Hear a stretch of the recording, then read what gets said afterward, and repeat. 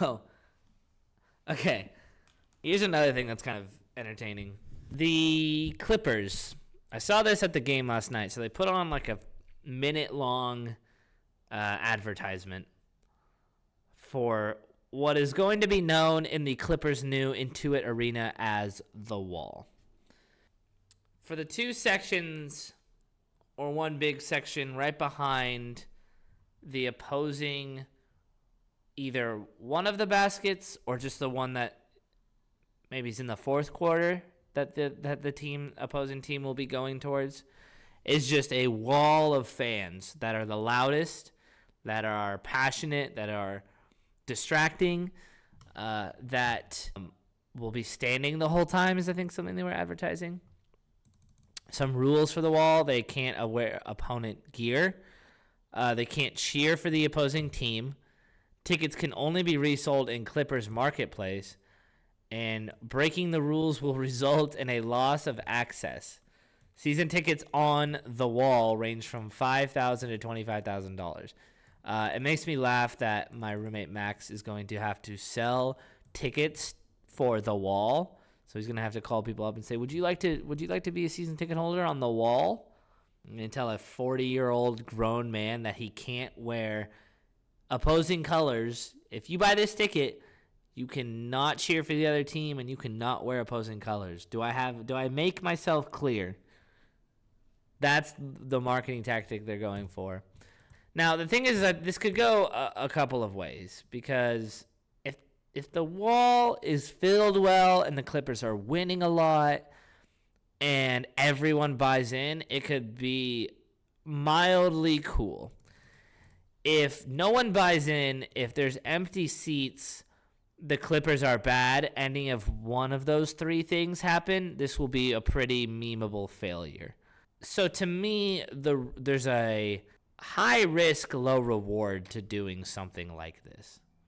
Well, yeah, so I think the range of 5K to 25K, I think what it is it starts at the base, because they advertised it as like 6,000 fans or something.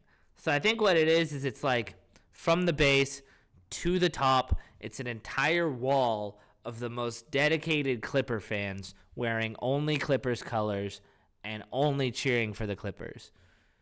Okay, so here's the drop of the wall, right? Let's see what Reddit has to say. Clippers fan wall in new arena. Very cool.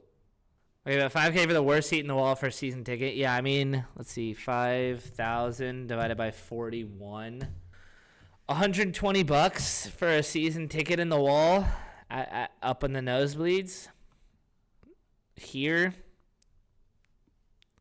it's not great. I guess you get to be in the wall, so they make a little more money. And I think they're hoping with the new stadium that the ticket prices increase, right? Yeah, there's no way the wall is going to be full every night. It needs to like be packed every night, right? So you're really banking on some dedicated fans. The Clippers will be instituting their version of a verified fan program in order to police the wall. As anyone who wants to sit there will have to prove where their loyalties lie via an application process where they'll be asked to submit various forms of evidence. This is the most like Steve Ballmer got this shit in his head, and he's like, because Steve Ballmer's an owner who's like a, he's basically just a little kid running MyGM with all his money, right? So this is some shit that he could do. He's like, and then we're going to make the wall, and the wall is going to be 50,000 feet high, and it's going to be filled with only Clipper fans, and you can only wear Clipper stuff, and you're going to have to verify that you're a Clippers fan. No girls, and no non-Clippers fans allowed. It came to him in a dream. He drew it up. He drew up the blueprints of the wall in a crayon is what he did. And I will say, the Clippers game last night was as packed as I've ever seen one, which about 2 years ago, the Clippers playing the Thunder would have been about 50% full. So the Clipper fans are starting to come out in LA, and they're buying into the success the team is having. So if that leads into next year, like if they won a championship this year, I think the wall would go pretty hard. But it's like a medium. It's a high risk, like medium size reward Here's the view from the wall. This is a gnarly view. And it's kind of got the same sort of SoFi vibes, but this is all the way at the top. I mean, you can still see the whole court. But, like, you stand up out of your seat, which you're supposed to be doing on the wall, right? I guess maybe this person is standing, but they got the SoFi-type scoreboard, but it's, like, right in your face. Like, at SoFi, they have the wraparound screen, but it's pretty far away. This looks like if I got, like, a running start, I could think I could jump and touch this. Do you know what I mean? Yeah, some drunk guy is for sure falling off the wall. No fucking doubt in my mind. Okay, and then listen to the energy he's got going on. This man is in a hard hat and a construction vest, and he's screaming about his passion for the game. I can only admire it and respect it, okay? Because more owners should be like this, okay? I'm not slandering him in a way, but it is purely entertaining and fun to laugh at that he's acting like this. This is a grown man who owns an NBA team.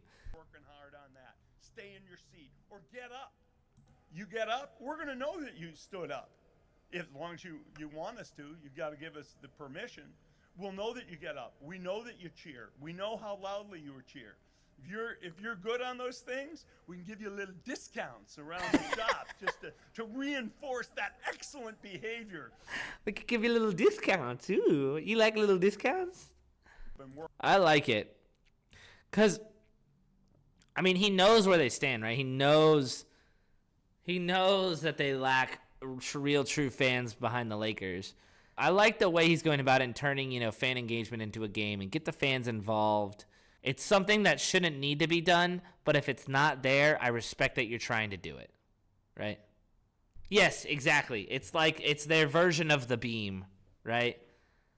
It's like it was hella weird at first and when they weren't winning games. But then truly, it's all going to boil down to winning games, right? That's what happens. That's everything in sports. It doesn't matter what marketing stuff you try. It doesn't matter where your team is located. It doesn't matter how passionate you think your fans are. If you're not winning the games, then it's not going to work. I went to that Clipper game last night. I could see fans that were passionate wearing these weirdly dripped out Clippers jackets and stuff like that. Because a lot of people that go to Clippers games are just basketball fans, but I could see the actual Clipper fans. And so they're out there. But the only way that they'll stay in the stadium and that they'll buy into the wall and that they'll want to root is if the Clippers win the basketball games. So at the end of the day, you can do whatever you want. You can build the biggest, snazziest stadium. You can create 4 walls of fans or, give out tons and tons of shirts, whatever it may be. You can do all that, but if you're not winning the basketball games, then nothing's going to work. So winning fixes all. Winning brings fans. And the Clippers haven't done a ton of winning ever, which is why they don't have a ton of fans.